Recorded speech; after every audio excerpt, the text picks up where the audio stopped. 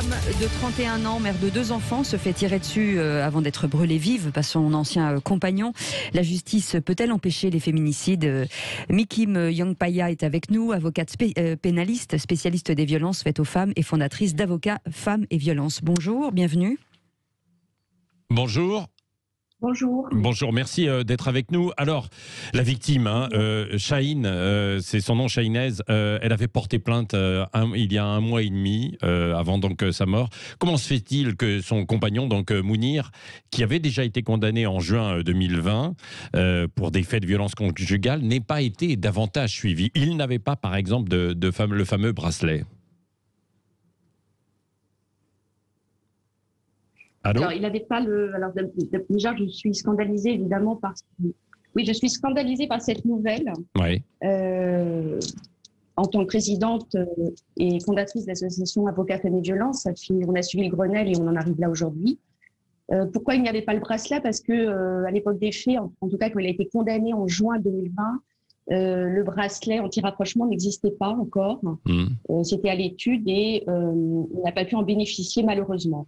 En revanche, il était, si j'ai bien compris, sous sursis probatoire quand il est sorti de prison. Donc il y avait certainement des mesures, notamment ne pas accrocher la victime, ce qui est la moindre des choses.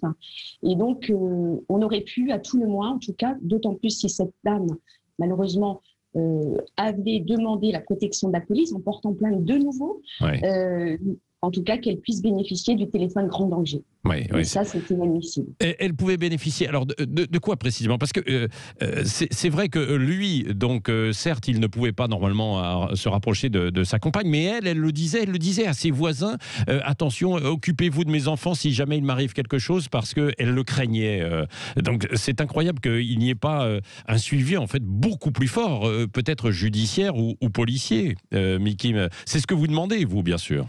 Évidemment, et en plus, elle a porté plainte avant, vous dites 1 mois avant, donc il fallait que effectivement les forces de police interviennent.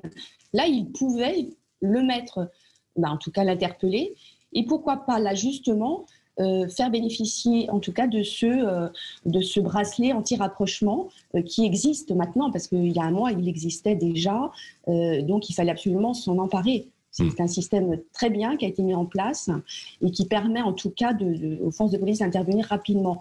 Et en définitive, oui, j'ai entendu le profil en tout cas de ce monsieur. En toute impunité, c'est d'une extrême violence, c'est arrivé, je trouve. Et donc, il aurait dû être, à mon avis, en tout cas puisqu'il est en sursis probatoire, en tout cas interpellé et peut-être réincarcéré. Oui. C'est un dysfonctionnement pour vous de la justice, justement, justice et police, dans ce cas précis, ou pas? Je dis franchement oui. Oui, parce que si en tout cas il y a eu plainte de cette pauvre dame 1 mois précédent son décès, oui.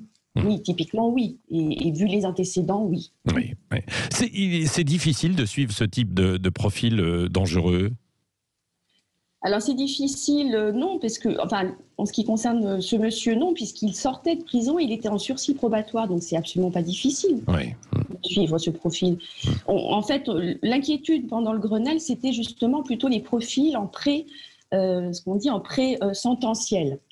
On demandait justement une protection avant que ces individus soient condamnés, en tout cas poursuivis, qu'il y ait une protection avant le jugement. Là, il a été jugé, donc il était entre les mailles, en tout cas, de la police et surveillé. Il aurait dû être surveillé, d'autant plus. Merci beaucoup, Mikim Yangpaya. Vous êtes avocate pénaliste et spécialiste justement des violences faites aux femmes et fondatrice, je le rappelle, d'Avocats Femmes et Violences, une association qui travaille évidemment sur ce sujet. Merci d'avoir été avec nous ce matin en direct sur Sud Radio.